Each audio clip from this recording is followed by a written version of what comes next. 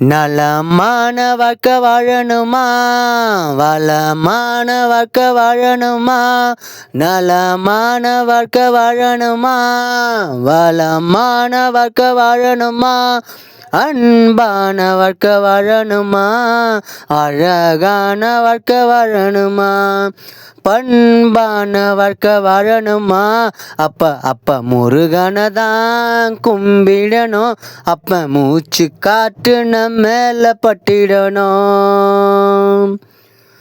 வாழ்க்கையில வெற்றி ஆளனா திகழணுமா, நேர்மையாளனா இருக்கணுமா, நோய் நொடி இல்லாம வாழணுமா, செல்வம் செழிப்போட இருக்கணுமா. அப்ப முருகனை கும்பிடணும்.